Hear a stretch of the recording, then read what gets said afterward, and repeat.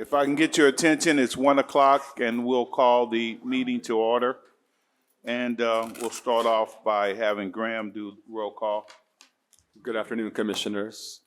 Representative John Bartlett. Present. Senator Stacy Donato. Commissioner Ellen Dunnigan. Present. Commissioner Angela Franklin. Present. Commissioner Dr. Rebecca Huerta. Commissioner Christine Jeffers. Here. Commissioner Elizabeth Kiefner Crawford. Here. Representative Joanna King. Here. Commissioner Rebecca Kubaki. Here. Deputy Commissioner Keisha Rich. Present. Senator Greg Taylor. Commissioner Francis Vega Steele. Here. Chairman Gregory Wilson. Here. We have quorum, Chairman. Excellent, excellent. Thank you so much. So next, we want to get a motion to adopt the past minute meetings from September 11th. Do I have to get a motion? I so move. Second?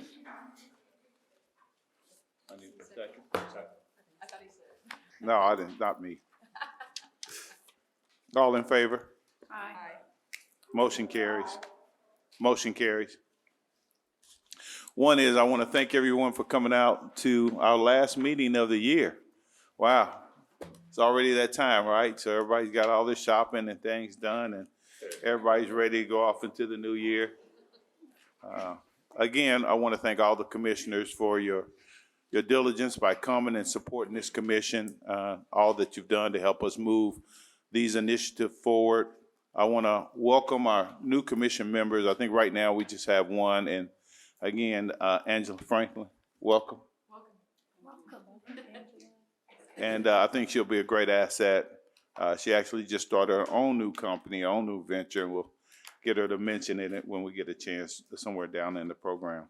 I like to keep things moving. And then also, even though they hear some of the commissioners who are no longer on the commission, I appreciate their service because no one has to do this. And so I really thank, other than me, but I'm really thankful. I'm just kidding. I'm very thankful, again, for all the support and all those who come out and attend and listen, and all the universities. Appreciate all your efforts as you try to move those initiatives forward for your university. So thank you as well. So we'll get started with the meeting, and I'll turn it over to Keisha.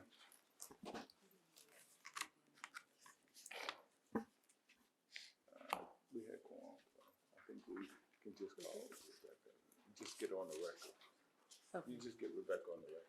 Graham, if you can record that Commissioner Howard is here.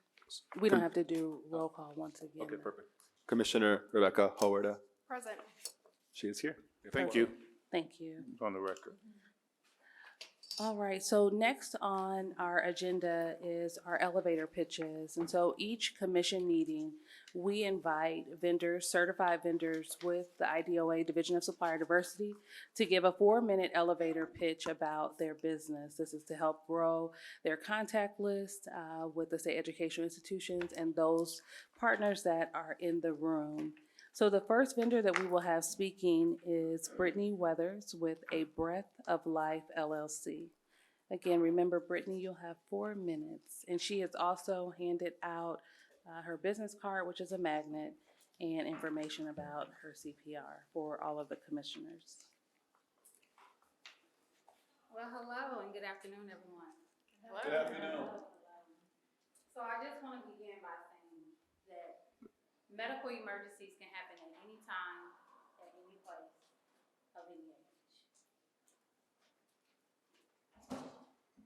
Now, if I can have everyone here today, close your eyes and think about what you can do in 2 minutes. And I'm scanning the room to make sure your eyes are closed. All right, you may open your eyes. So not much, right? As the entire world witnessed an NFL player by the name of Damar Hamlin of the Buffalo Bills collapse on the football field as he made a tackle in the game against the Cincinnati Bengals on January the 3rd of this year. Now, even if you don't watch football, I'm sure you heard about it as it made national headlines. Referring back to those 2 minutes, it takes 2 minutes to be without oxygen before you lose consciousness. It takes 4 to 6 minutes to be without it before your brain cells begin to shut down. 6 to 8 minutes, and it becomes fatal. Now, if you have a child, a loved one, and/or a significant other who need a CPR, would you be able to save them? Would you be able to save their lives? Well, a breath of life is not just a name. It is a call to action. And I, Brittany Weathers, the CEO, is here to share with you why CPR under this banner can truly breathe lives into our communities. As a CPR business owner, it is my passion to teach people the skills they need to help save lives. I strongly believe in building genuine connections with my clients and providing them high-quality training that instills confidence and knowledge to act quickly when it matters the most. Now, just by a show of hands here today, how many of you in this room has ever experienced an emergency situation? All right, so we have a few. Well, everyone here today has the opportunity to contribute to help saving lives by acquiring a CPR training and/or enrolling in a CPR training course. At A Breath of Life provides the essential resources to get you properly trained and help you along your certification journey. We are a top-tier organization that provides exceptional training for basic life-saving skills, specifically in high-quality CPR chest compressions. Our primary focus is on safety, knowledge, and the ability to comprehend the capacity to use hands-only CPR training to help save lives. Our commitment to excellence ensures that you receive the proper training and support that you deserve. Revive a heart and save a loved one with A Breath of Life. I am Brittany Weathers, the CEO of A Breath of Life, your community CPR instructor. Thank you. Wow. All right. But if I can spend, thank you. If I can spend a few more moments to share my experience on the B2B Next Level networking event that I attended earlier this year in October. The event that I attended was amazing. It was an amazing event. I was able to meet and connect with new small business owners and have the opportunity to offer my services. While attending that event, I was able to do a few podcast interviews for my business. I was able to connect with an individual from Fort Wayne, Indiana for my CPR services. I also was able to receive a phone call to give my services to the Anderson Community Schools for this year, and the opportunity to be able to stand here today to speak in front of you guys. So I want to thank the IDOA for the opportunities that you guys provide to the small minority businesses such as myself. It motivates me to enhance my business and expand it to be able to get more contracts, build clientele, and make a positive impact in our communities. So again, thank you for the opportunities you guys provide for us small minority businesses to be able to grow, learn, and be successful in business. Thank you. No, thank you. Thank you so much.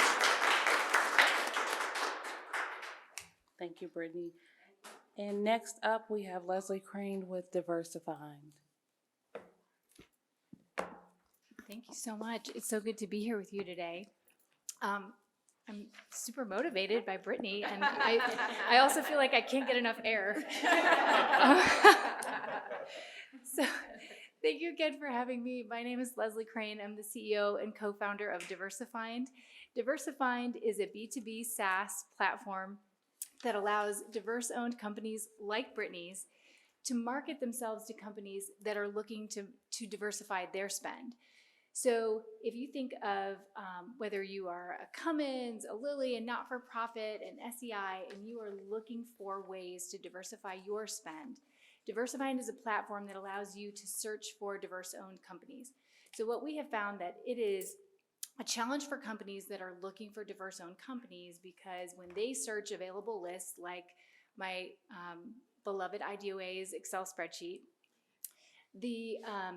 Unspec codes that are used on the Excel spreadsheet makes it complex for them to find what they're looking for. So at Diversifind, we have layered multiple ways to search for diverse-owned companies. We have layered unspec codes, NAICS codes, but we've also enabled diverse-owned companies to use keywords to identify their capabilities. So when a company goes in to look for a diverse-owned company, they can identify their own capabilities. So when a company goes in to look for them, they can search in a discrete way for that diverse-owned company. We've sort of taken that friction out of the search. And we've had quite a bit of success in doing that. And in addition to sort of removing that friction from the search, we have loaded RFP opportunities that we have found. So if you are a diverse-owned company and you're looking for RFP opportunities, what's the best way? I could ask all the folks in the audience right now. The way to find it is to grab all of the various emails that fly around from Purdue, IU, wherever, and you have to constantly be searching for those emails. We are hosting them inside our platform right now to help people find those opportunities for connection and for working together, so that we are going to be a one-stop shop for supplier diversity opportunities. And in addition to that, we have a roadmap of opportunity that we are working on with our developer, but that's what we've created right now so that we can really help opportunities on the diverse supplier side and on the partner side. And many of you know, and I know I'm speaking to the choir at this commission and of course the folks in the audience, but when you spend your money in a diverse way, that spend comes back to you 8.5% as savings year over year. And the folks that you spend your money with come back to you as clients and customers.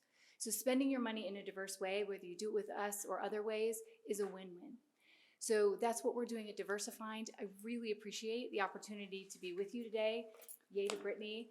And thank you so much for doing these pitches, because it's really an opportunity to highlight the folks that we love to support. So thank you all very much. Thank you, Leslie. Thank you.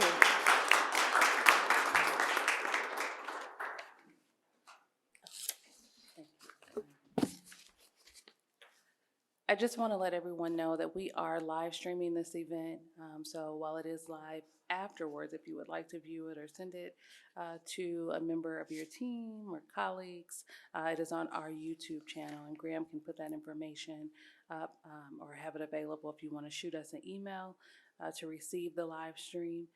You can email us at mwbe@idoa.in.gov. And then next we have Tim King with Guidon.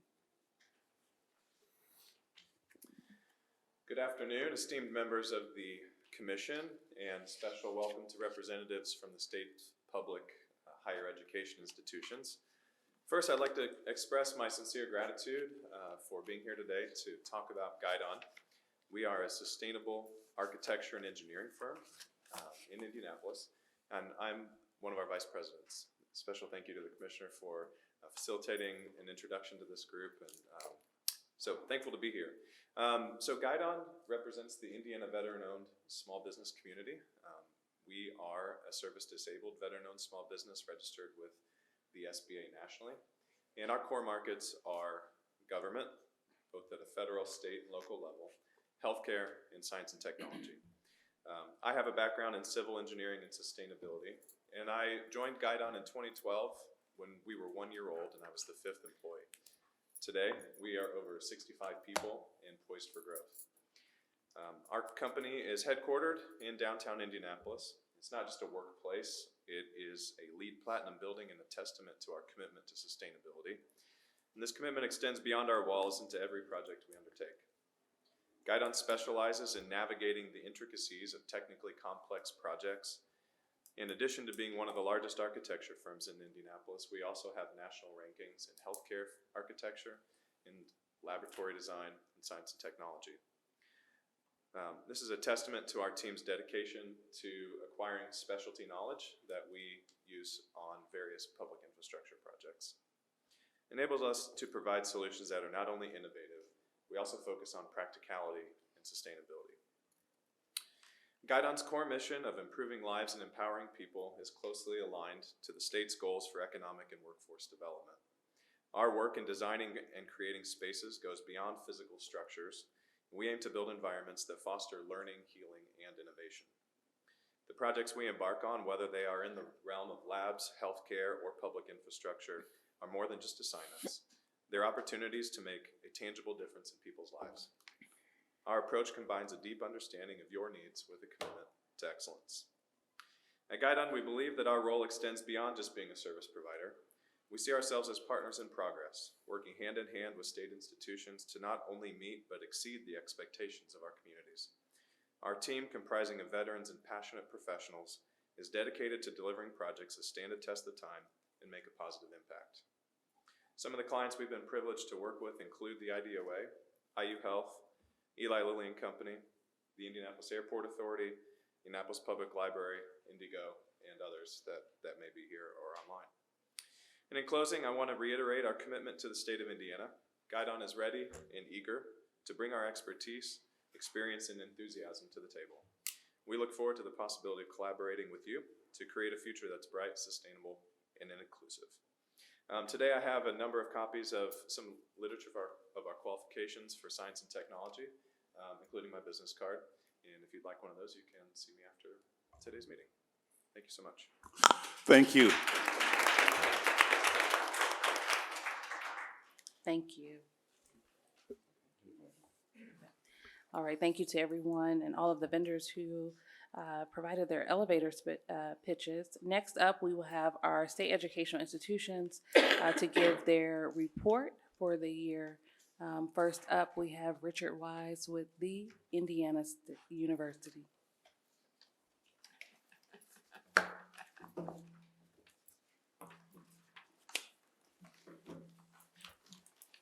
Good afternoon, everyone. Good afternoon.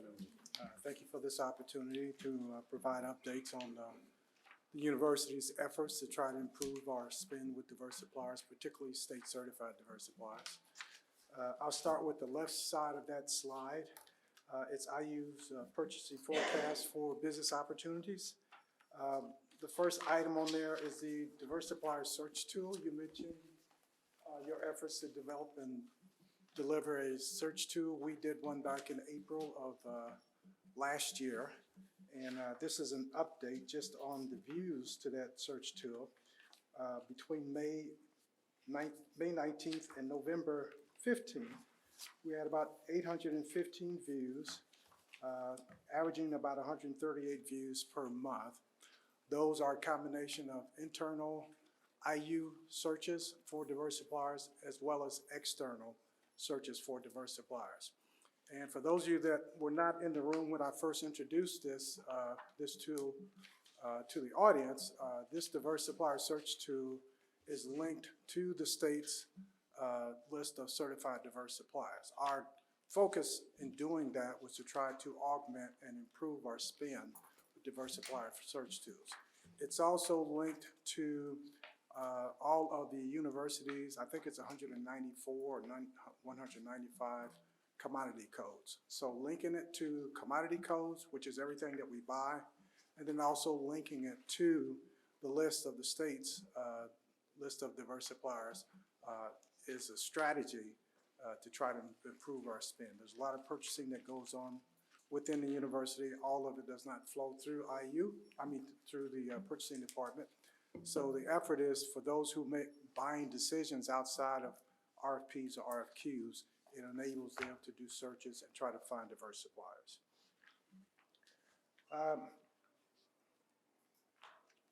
We've had some staff changes. Wanted to apprise you of that to talk about what's been going on. We have 2 business analyst positions that were recently filled, and these folks are the folks that analyze departments, schools, etc., on their baseline spend, what they buy, and also whether or not whether or not they buy anything from diverse suppliers. So that's important. That's an important role for us. We also have 3 strategic sourcing diversity managers. Their job, their role is to work on RFP and RFQ teams, as well as use the search tool and use other means of finding diverse suppliers to be invited to those opportunities. So One of those positions is new. The other two were vacated back in the summer, and we recently filled them. The folks that filled them were internal. The effort to try to maintain staff was to fill it internal. But also, those folks are transitioning from their previous roles to this role full time. So I've got to give them time before I can get them trained and okay. Okay, business opportunities. This was on the last report, gift cards and supplies, scientific supplies, Big Ten effort there. Microsoft RFP between September and December, that was on the last report. Professional services, these are opportunities that are posted right on the purchasing website. September call center, an RFP for enterprise content strategy, posted November 29th. It closes December 21st. There's an RFP which is under development. It's not been posted yet. It's an external audit for controls and practices related to construction accounting. Soon to go out, probably before the end of this month is my guess. So those are our opportunities. The last item on there, if you can't read it, is Spotlight on Supplier Diversity. That's on the Supplier Diversity webpage, where we have opportunities to interview diverse suppliers that are doing business with the university. So it's a good landing spot if you want to see some updates on companies that are doing business with the university. The right side of that page is all of the capital projects on repairs and rehab. Fiscal year 23 was right around 42 million across all the universities. Right now, that's up to about $47.5 million. Thank you. Richard, got a question for you. Yes, sir. So, you know, once you get these two analysts trained and going, will they go and look at some of the spends that are around the other areas that don't go through procurement and see how they can assist and help them? Yes, and there's not a short answer to that, but the answer is yes. There's a lot of details to that. If you want to dig into the details, I'll be available for you. Appreciate it. Thank Okay. you, Richard. Thank you. Thank you. Up next, we have representatives from Indiana State University. As a reminder to all of the state educational institutions, you get 4 minutes. Good afternoon, everyone. My name is Kara Sterling. I'm a buyer at Indiana State University. I'm currently a co-interim director with my counterpart, Mike Bennett. We did see a bit of a dip from last quarter because it seemed like the university is ramping down a bit in just overall activity. But we are still, our office is currently still in the process of updating our outreach materials, our website to provide as much information to both external and internal folks regarding procurement at Indiana State. We have also looked into a diverse supplier search tool for mainly on-campus resources to be able to give them more information of who they can purchase from within their own individual departments. We have also recently procured services from Diversifying with Leslie, in which we hope to will increase our diverse supplier base and connect with them more fully.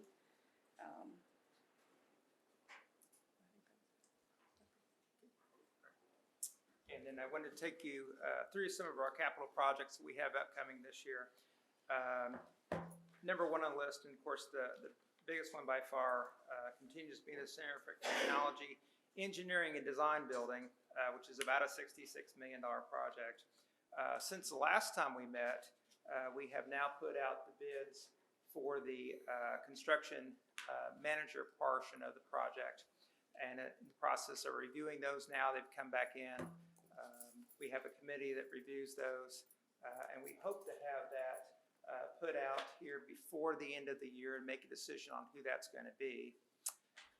Then in the spring, that construction management firm would actually be mostly the one that's going to be advertising and bidding out the various subcontractor portions of the project.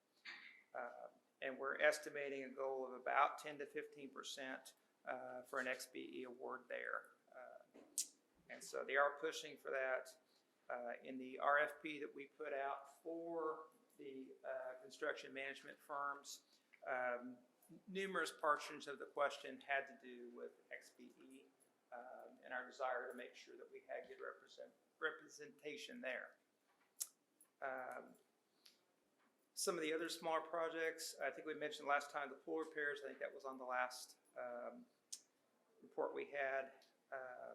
New for this quarter, we have HMSU North ADA ramp. It's about a $600,000 project. There's two options for the project. They're either going to ramp up the entire plaza itself to replace the current ADA ramp, or if that is not doable as far as money-wise, then we're looking at just replacing the ramp itself. That would be, the vendors involved in this would be general contractors, excavating and concrete contractors. We also have the medium voltage cable replacement, which would involve general contractors and electrical contractors. The 7th and Cherry Plaza restoration, about a $200,000 project, mostly replacing the concrete and the pavers out there. And so that's about all on our capital projects. It's pretty thin at the moment. Probably the smallest, except for the big project that, since I've been at ISU, in purchasing about 13 years. So. There were a few professional services that we left off of the slide because there are still some internal discussions of what ISU is really looking to get out of these services. I think some legal, some tax, and I just recently found out about a marketing opportunity of general marketing services, both I think social media related and printed materials as well, which is different from what we have listed on the slide for that. Okay, thank you. Commissioners, you have any questions? Thank you so much. Thank you. Appreciate it. Thank you. Next up, we have Marie Davis with Purdue University. And I'll just suggest that those in the audience, if you, after the commission meeting's over, that you talk to the university representatives about the opportunities there. That's important. It's nice for me to talk to you, but I think you'd be better off talking to them as well about the opportunities. Thank you. Good afternoon. I'm Marie Davis with Purdue University. It's a pleasure to be with you for the first time. I started my role 6 weeks ago, so thank you. It's an honor and a privilege. I'm happy to say that our diversity spend with the state of Indiana certified suppliers for the fiscal year was $34,588,714. Our current capital projects, as you see on the left, the 14 that are current or just completed, and we have 6 that are future or approved at this point, and 2 capital projects ongoing on 2 of our other campuses, Indianapolis and Fort Wayne. I'm very grateful to the staff at IDOA and their collaboration with us on a certification seminar that we held November 17th here. It was very well attended, and we now plan to have one as soon as we can in the new year to support our Fort Wayne campus. And the purpose of those is really to help and encourage people to get their certification and explain to them the benefits of certification, and also to provide services to those who may have lapsed or maybe in the process of lapsing. And so we really are very grateful for the support of IDOA and their ongoing encouragement for us on all 4 of our campuses. We exceeded our WBE goal at 7.7% and just missed the MBE goal. So we are obviously continuing to work on that. And we are implementing a new supplier diversity tier 2 reporting tool that we've been working on for quite a while. It works with the suppliers on our new system registration process, but we do expect to have higher tier 2 numbers to report next quarter for supplies and professional services. Since I resumed my role as the manager of the Office of Supplier Diversity at the end of October, I've really immersed myself in our diverse supplier community from which I came, and reintroducing Purdue and our goals to increase our numbers. And we are completely committed, leadership and our team, in developing and expanding those relationships with our small business suppliers. And in construction, goods and services, procurement, we want to ensure that all the suppliers have equal opportunity to participate, and we encourage our procurement and bidding processes to include them at all times. We are developing and expanding our communications program for our large projects to make sure that we are extending our outreach on a consistent basis with all who would be interested in doing business with Purdue. We are expanding, we have a quarterly review with our procurement group that I will be attending, to make sure the suppliers have access to me and understand that that's an ongoing conversation about getting diverse suppliers into our system. And also, I'm excited to say that we are standing back up our Supplier Diversity Advisory Council, so that we have suppliers that can be in conversation with us on an ongoing basis and advise us as we move through the year consistently. And that's what I have for today. Oh, you beat the time. Commissioners have questions? I have a question. Go ahead. Could you talk just a little bit about how you're going to be extending outreach on the large projects? What steps will you take? Well, currently we have, we stood up some new implementation tools on the website, but we're also looking at ways that we can, we do work with Graham and IDOA to make sure that that's on the website. We're looking at other outreach partners and making sure that they are extended to their websites as well. We want to be intentional about making sure people know where to find the information. At one point, we had a listserv that would send it out to suppliers. We intend to start doing that again, and so that it's not just a one-way street. It's a two-way conversation. Thank you. Any other commissioner? Thank you so much for all your efforts. We appreciate it. Thank you. Thank you, Marie. Next, we have Marcus with Ivy Tech Community College.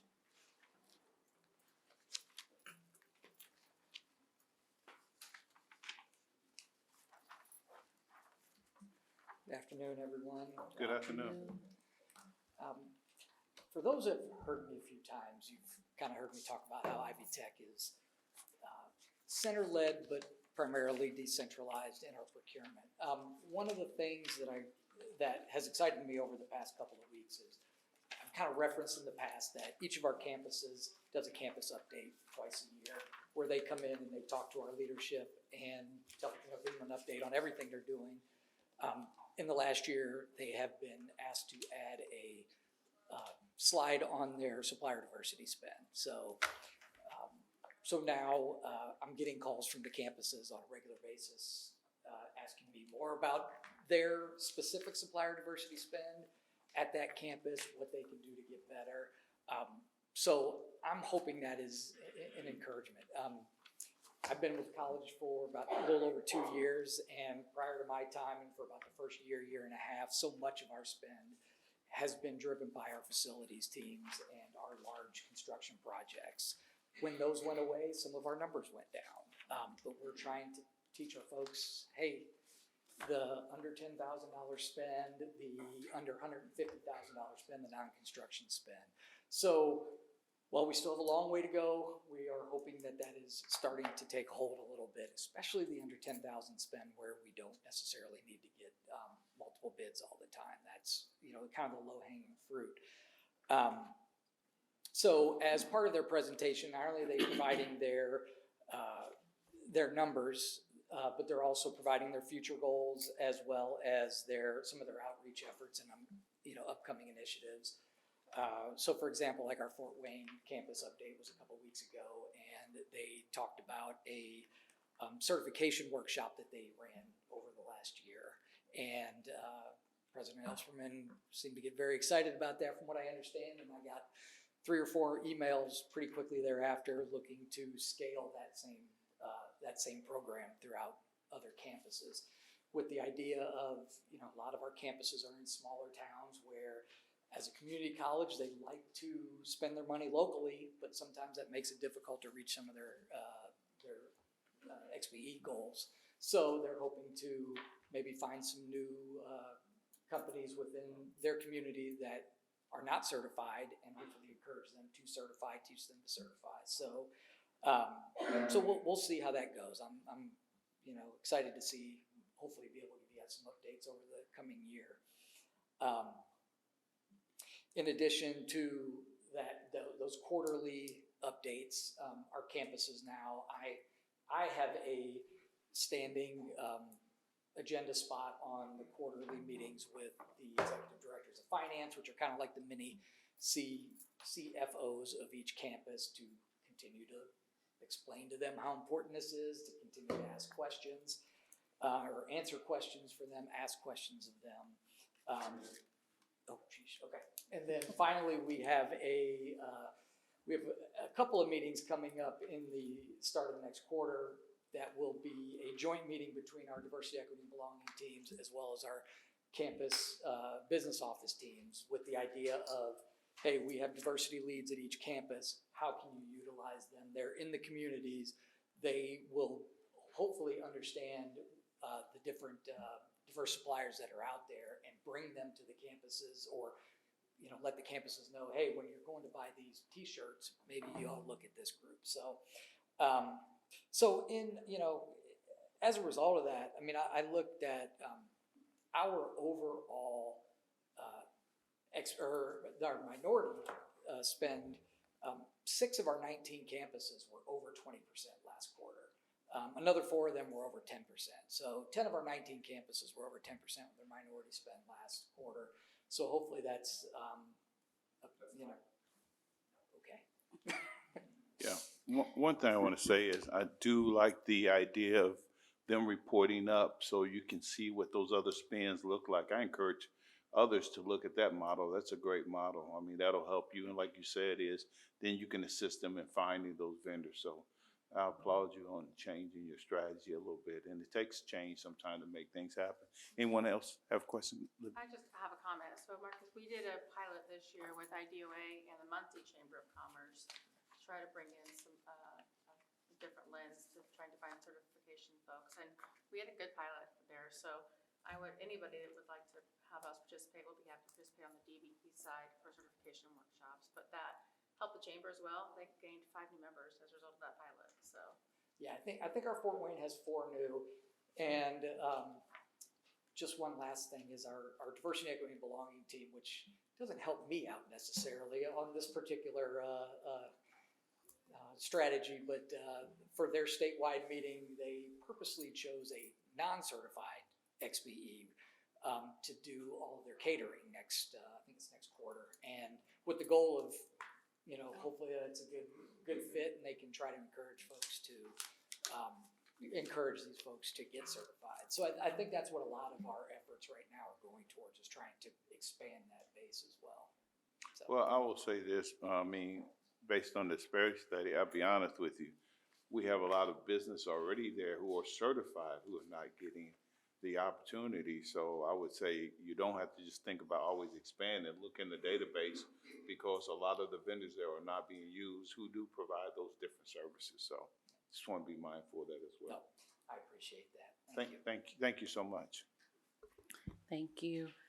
Next up, we have Jeff with the University of Southern Indiana.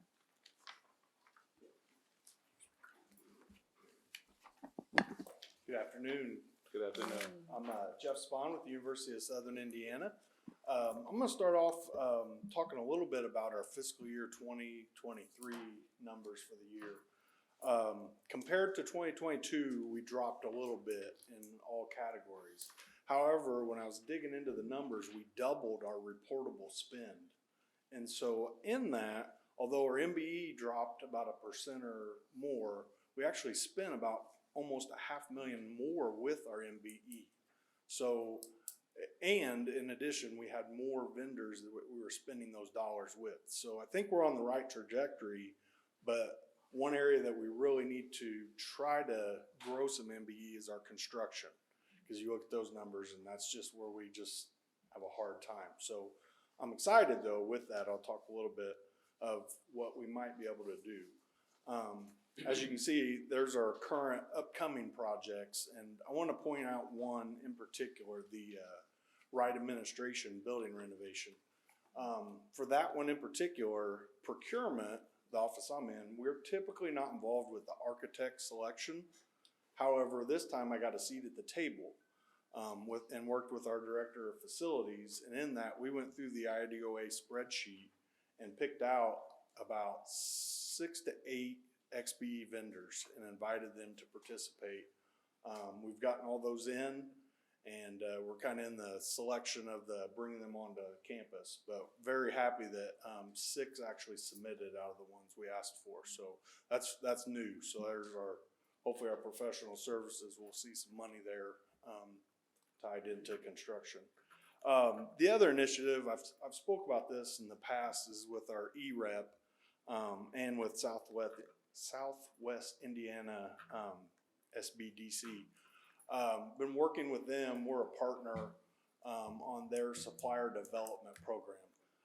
It originally started off, it was gonna be, minority only, but as they develop through, it is going to be kind of all-encompassing, woman, veteran, and even small businesses. Very excited though that next week we'll be attending the kind of kickoff of the whole program. They've got 11 cohorts. 5 of those are MBE businesses, and so we're going to hear their elevator pitches, like similar to how here, and being in the Evansville area, hopefully that'll help our overall, not just construction, but our other areas.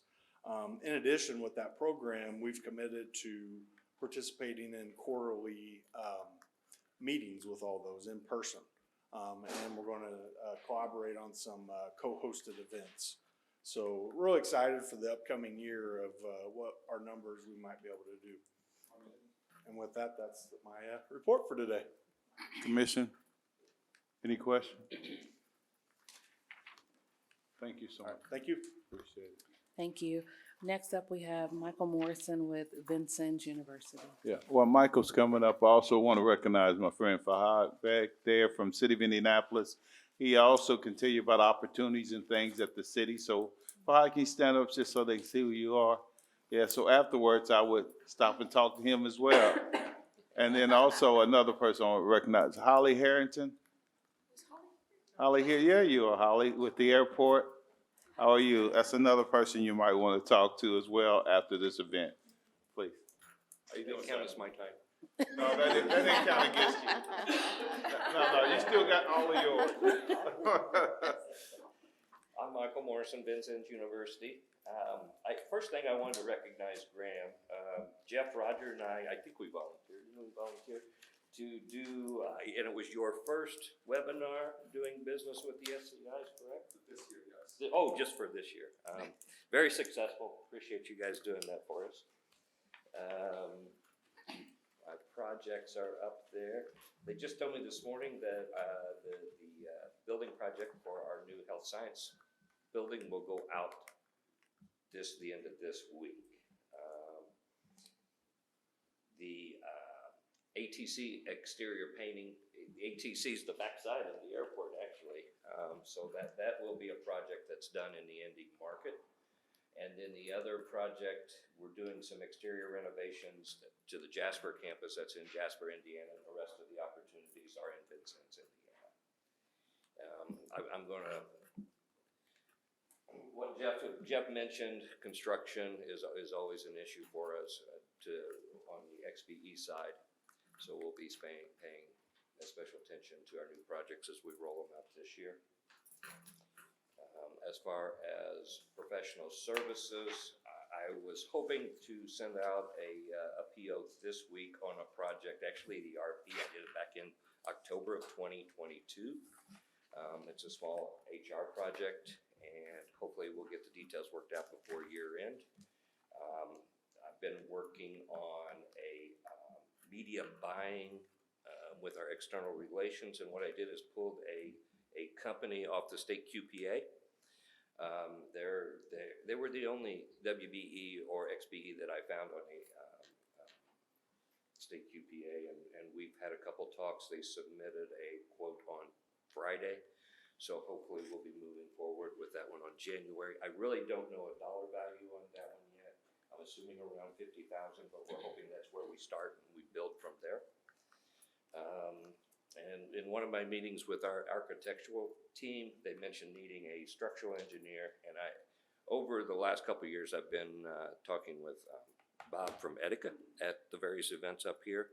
So we've had a couple conversations, and I believe they've made a trip to campus. So we're hoping we can work out something professional services wise with them early next year also.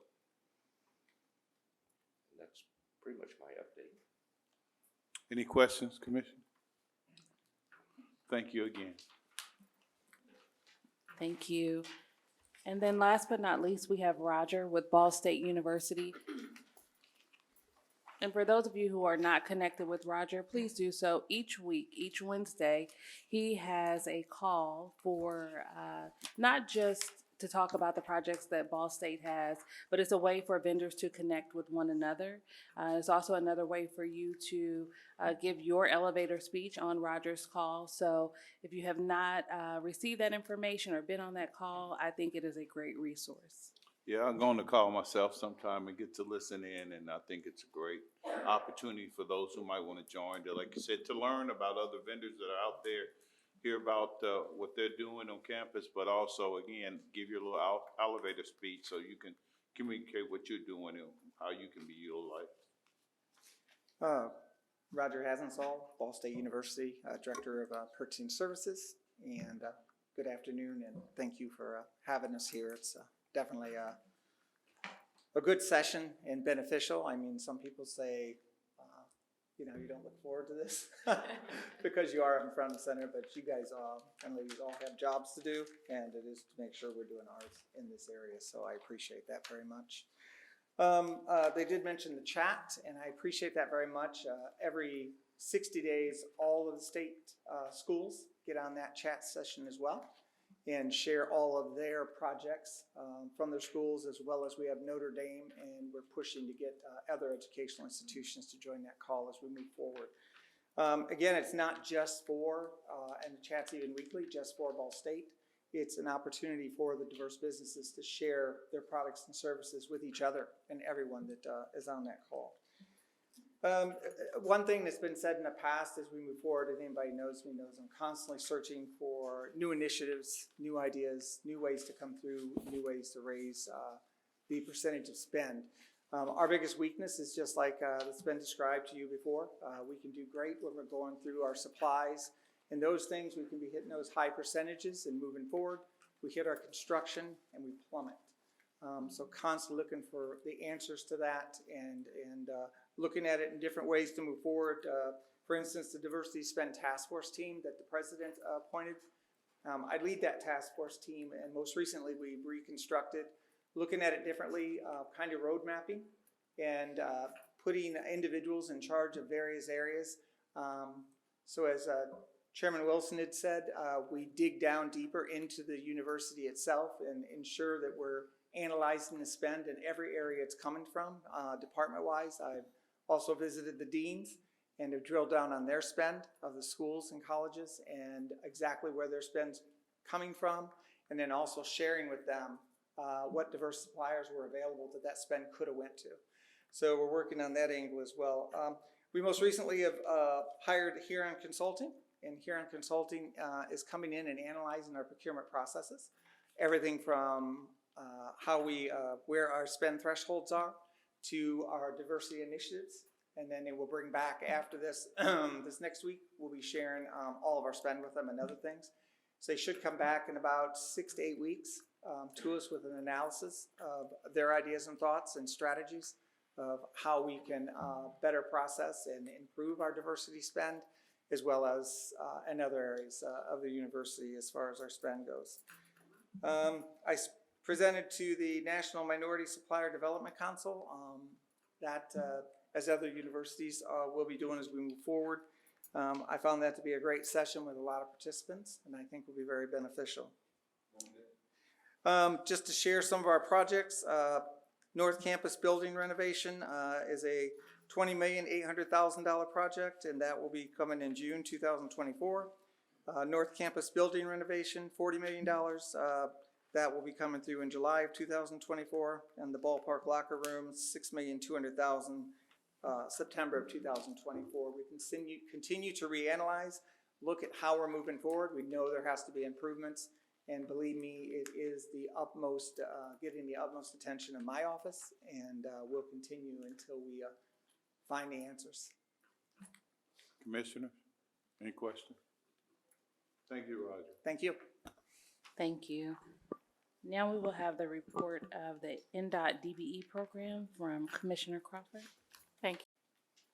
So for the DBE certification data, this is through November of 2023. We currently have 813 certified DBEs. Our staff completed 764 files this year and certified 81 new DBEs, total with an average processing time of 21 days once the file was complete. That's very consistent with our output over previous years. And we had no changes in our certification staff this year, so that really helped us a lot to keep our average processing time about the same. Our DBE, you can go to the next slide.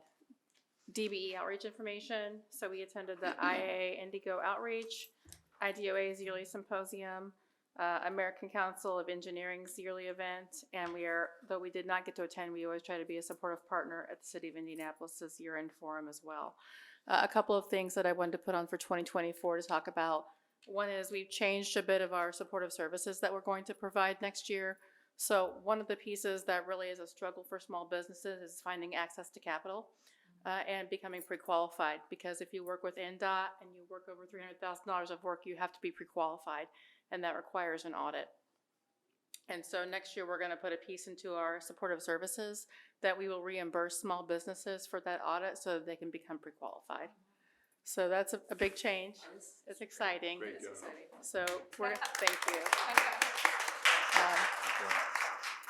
There are more details to follow, so I'll have some more details fleshed out at our next meeting so that you can understand that process and how many dollars we're putting towards that process.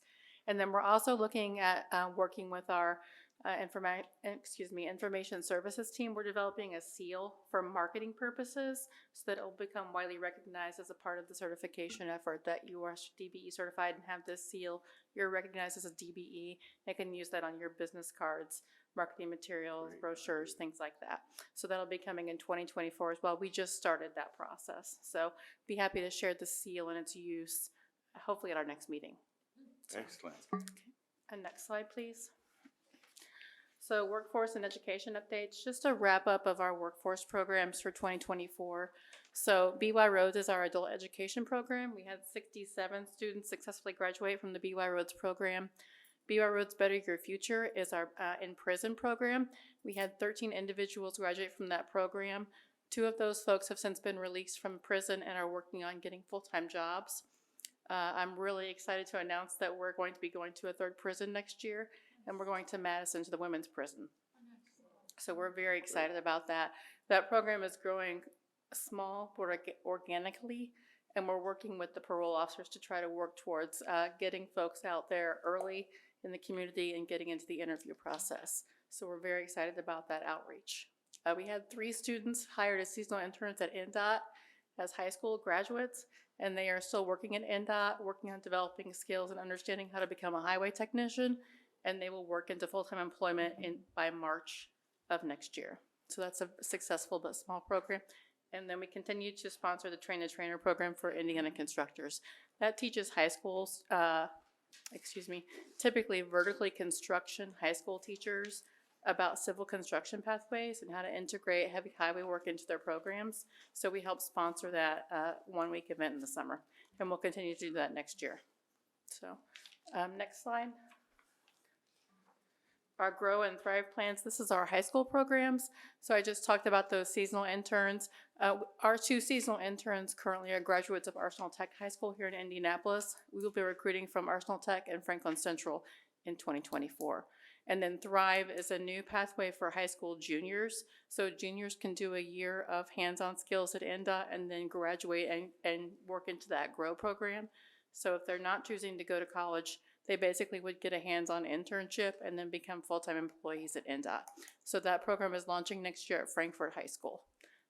And then you can see our BY Rhodes plans. We're having a class in Evansville starting in the winter, hosted at Vincennes. And then we'll be having a class in Indianapolis as well. So any questions at all? I think these are great initiatives, so Thank you. I applaud you for them. Definitely needed. Anybody have any questions? Thank you. You're welcome. My pleasure. If anybody has any questions in the audience, please stop. And I should say, I want to recognize the fact that all of our universities have been very, very supportive of coming to our DBE event, our DBE forum. Some folks came to Evansville to our major projects forum, and so I would still encourage that level of collaboration because it's really helpful for all of us to share that information. So thank you to our universities for supporting our efforts as well. All right. Thank you, Libby. So next up, we'll have the IDOA Division of Supplier Diversity updates, and we'll start with the business outreach updates. As you can see, we were able to connect with close to 3,800 attendees at each of the events that we have been at. The prior year was 1,841. So there you will see there's a 106% increase to how many people we were able to reach and connect with. The Business Development and Outreach team participated in 94 events. And I will always speak about our largest event of the year, our October event. I know everyone's probably tired of hearing about it, but it was a huge success. And I want to thank Brittany for coming today, because I tell everyone that you see the number of 401 people there, but that's not the success story. The success is that we had one individual, one vendor who was able to connect and make connections that lead to opportunities for her business. So that is the success for our team and how we measure things. So again, congratulations to you. Next slide, please. Certification has made some huge strides as well. We have currently a total new certified businesses 381, and that's a 138% increase, as well as our recertified businesses. You will see there are 459. That number has grown tremendously, giving us a 34% increase. And I owe that to the partnership in our team with the business outreach team, going out into the community, meeting the business owners right where they are, and providing them with information about our certification program.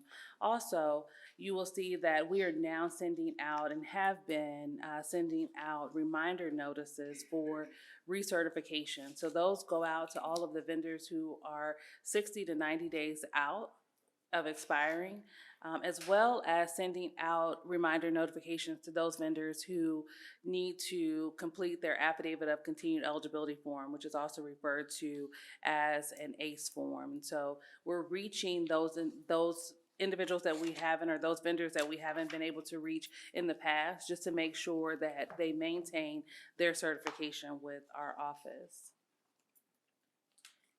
Next slide, please. And then in compliance, we've been able to bridge the gap between DSD and other vendor and contract management teams. We started with our in-house with our own IDOA procurement team, and then we reached out to the FSSA, their teams as well, just to get the word out about what it is and what we do as far as contract compliance is concerned. For those of you who are not familiar with our contract compliance team and our role on state contracts, we act as the big brother for our vendors. And so if there is a situation where the vendor cannot come to good terms with the prime, we're able to bridge that gap and meet with the both of them to get everyone back on the same page. So it's our hope that those relationships are built together, but when it can't be, that's when we have to step in. We also conducted 48 GFE reviews and 53 subcontract participation change requests. So the GFE reviews are the good faith effort reviews for NDOT. We have the responsibility of reviewing those to make sure that the prime vendors who are bidding on those contracts are indeed making a good faith effort to seek participation of minority, women, and veteran-owned participation. Since our last meeting, we have participated in 3 preparation meeting opportunity workshop series, and that is a great series for those vendors who are newly certified or currently certified that are looking to get into the state contracting world. If you're not sure before you put pen to paper, we will be bringing that series back next year, so make sure that you sign up. Again, it will be a 3-part series. We are walking you through that process so that there are no questions left unanswered, and if they are, we are always available to answer those questions. But I highly encourage those who have not had the opportunity to participate on a state contract to attend the preparation meeting opportunities workshop. We bring out vendors in the second session who are currently certified and have been able to leverage their certification on state contracting opportunities, so they can kind of tell you the ups and downs of going through the state contracting process. These are the proposed commission meeting dates. We have been tasked by the chairman to make sure that we have at least 2 of those meetings for commissioners. They will be off-site. So per usual, the first and the last will be here on campus, and then the second and the third will be off-site. We will be sending out an email to you. I will send it out after this meeting today to get the proposed date for the first quarter commission meeting of 2024. Historically, it has been on the last Friday in February due to session, so we will make sure to get that out for voting purposes. Well, one of the reasons for going off-site, just want to make it more accessible to the public. Again, if you don't have to come down to this building, I always believe you move things closer to people who want to attend. So I think those will be the start of something that's very important. Does anyone have any questions for me? All right. Next up, we have the IDOA procurement update, and that will be from a member of the procurement team. Hi there, good afternoon. Good afternoon. My name is Syed Mohammed. I'm filling in for my Deputy Commissioner Aaron Callum. She is out sick today. There's only one slide left for you. As you know that we look at the diversity from 3 different lenses: minority-owned business, women-owned, and veteran-owned businesses. So we are providing you Q2 and Q3 data here. I understand that Q2 data was not available last time due to some system glitch. So this is included this time for you. We had about 270,778,000 total spend, and out of that, minority-owned business had about 19.75%. Women-owned business was 33.53%, and veteran-owned business at 3.77%. So this is from the Q2 data. And similarly, you can see in Q3 also, we have about 173,000 spent, 173 million spent, and minority-owned, women-owned, and veteran-owned business percentages are given at 17.75, 40.46, and 5.64. These are actual purchase order data, so this is not the forecast. So any other detail if needed, I can take some question and provide you with the next meeting. Anybody have a question?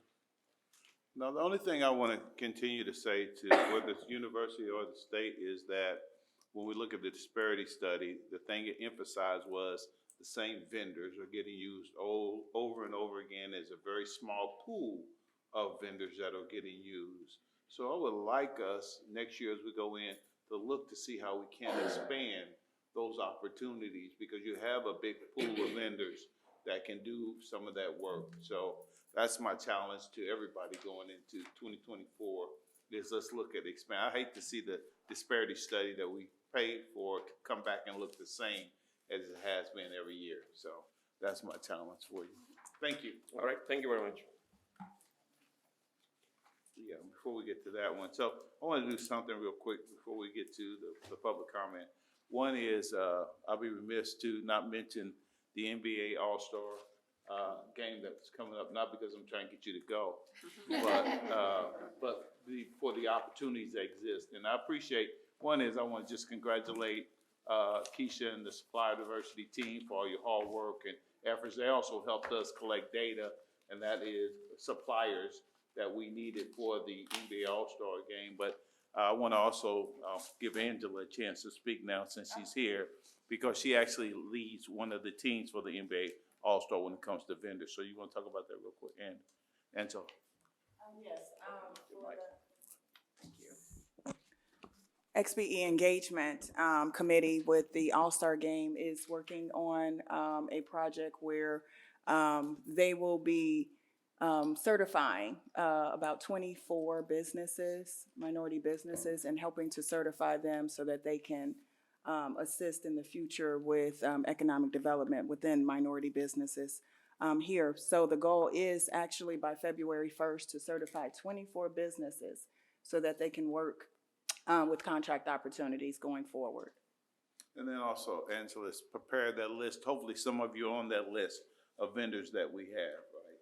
Yes. The list has come from state database for certified businesses, as well as the city and the Pacers vendor profile as well. And so hopefully, again, there are opportunities for the All-Star game, and so hopefully some of you in this room will be able to benefit from that. Thank you. Thanks, Ann. Thank you. And so with this, we have, okay.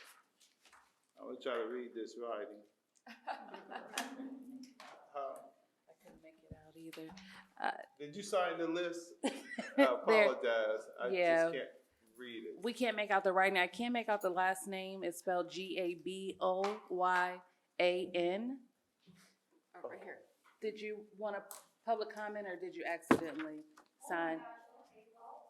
I didn't mean to sign it. It's okay. It's okay. It happens. It happens. It happens. Thank you anyway, so I think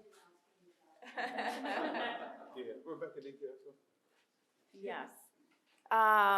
At the start of next year, you'll start to see that we are adding some new commission members to the commission. We'll have 4 new members. We've had Ramo's term expire, so he's not here today, but I do want to make sure that we thank him for his years of dedication to the commission. He has faithfully been here, and we really appreciate everything that he's been able to contribute. And sad to say that Rebecca Kubaki has resigned due to being involved in lots of different things and now kind of starting a new chapter in her life. And we just want to say a special thank you to her as well, as she has really been a champion for IDOA and the Supplier Diversity Commission. And look forward to next commission meeting with a couple new faces. Thank you. Thank you. Anything else, commissioners, before we end the meeting? Huh?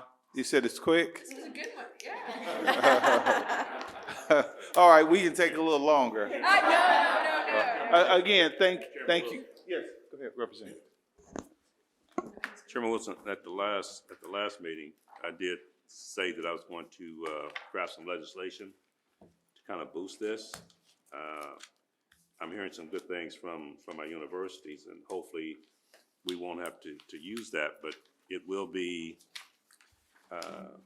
legislation. And what I'm requesting is if our universities miss by a percentage, then we would hold that percentage of their dollars from the budget. And how that'll work out, I don't know, but it will be bipartisan. And so that legislation is going through, working through the system. Thank you. Again, I want to thank all the universities again for you coming and presenting, and I want to just thank everybody for coming out. Have a happy holiday, and everybody have a safe year, and we'll see you next year. Meeting's adjourned. Thank you, everyone. Thank you. Thank you. Good job.